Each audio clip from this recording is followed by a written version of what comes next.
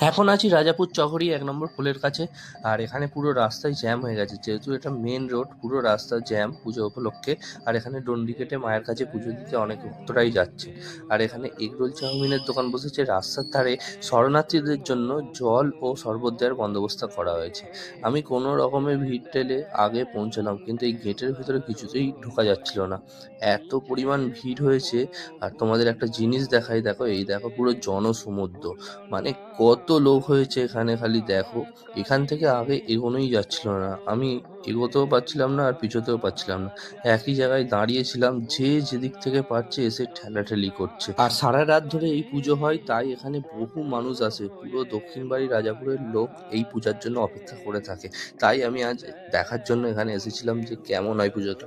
আর এখানে LED screen লাগানো হয়েছে, যাতে ভক্তরা এখানে বসে বসেই দেখতে পারে। আগে আর এগোতে হবে না, আর আগে এগোনোর তো কোনো কথাই হবে না, এত জ্যাম। আমি সেখান থেকে বেরিয়ে চলে এলাম। আর দেখো এখানে রাস্তা এখনো জ্যাম হয়ে আছে। এই জ্যাম হয়তো কাটতে আজকে অনেক রাত হয়ে যাবে। আমরা যেহেতু বাইক নিয়ে এসেছিলাম, তাই এক সাইড দিয়ে ঠেলাঠেলি করে আমাদের বেরোতে হবে। কারা কারা এই মায়ের পুজো দেখতে এসেছিলেন অবশ্যই একটা কমেন্ট করে যাবেন। আর ভিডিওটা ভালো লাগলে অবশ্যই একটা লাইক করে দেবেন, বন্ধুদের মধ্যে শেয়ার করে দেবেন। আর চ্যানেলে নতুন হলে অবশ্যই ফলো করে দেবেন।